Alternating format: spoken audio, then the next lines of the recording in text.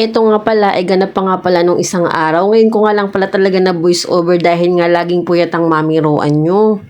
Hindi nga rin pala ako makapag voice over dahil nga gising sa gabing mga anak ko at sobrang iingay nga talaga.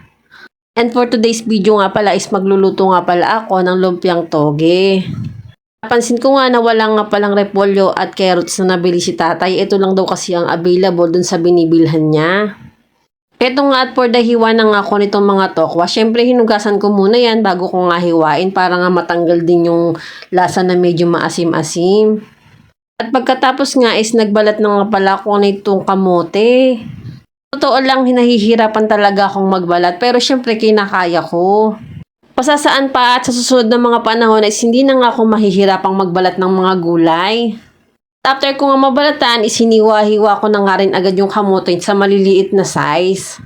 Totoo lang medyo napalaki pa nga yung pagkakahiwa ko niyan kaya nga nung niluluto ko siya is matagal nga lumambot.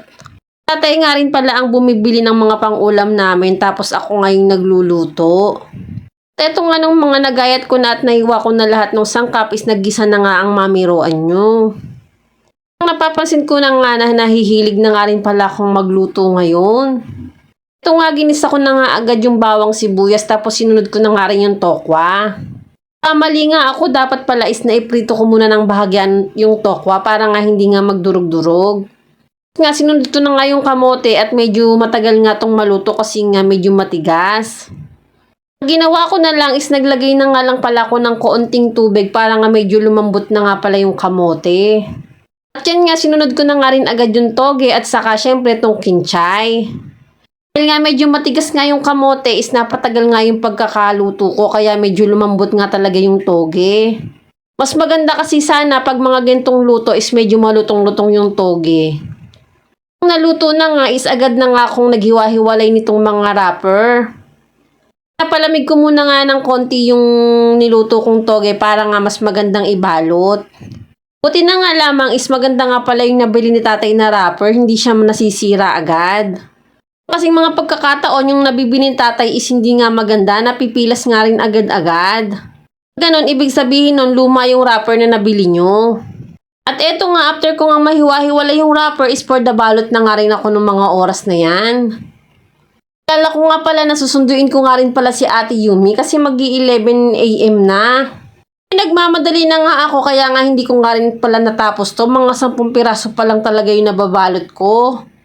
Dahil nga sa sobrang init is kailangan ko nga sunduin si Ate Yumi. Kawawa naman kung maglalakad siya. Nasira pa naman yung payong niya. At syempre pagkasundo ko naman kay Ate Yumi is itinuloy ko na nga rin pala yung pagbabalot ng lumpia. Eto nga pala lahat ng nagawa ko. Agad na nga ako nagprito ng ilang piraso para nga may maiulam na nga rin kami sa pananghalian. At syempre kakain na nga rin pala kami ng mga oras na yan. Gumawa nga rin pala si Daddy ng special na suka o diba?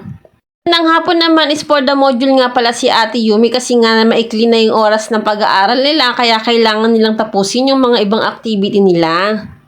Hindi na nga lamang isagot na nga lang daw yung isusulat kaya mabilis lang si Ate Yumi nakatapos. Medyo ginutom nga si Ate Yumi habang nagmo-module kaya nga ayan pinagmerienda ko nga pala muna siya ng nisin ramen.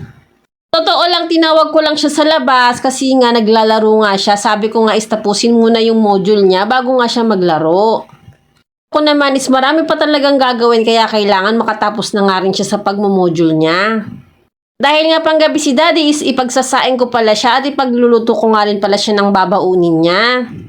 O siya, hanggang dito na lang po muna. Salamat po sa panonood. Bye!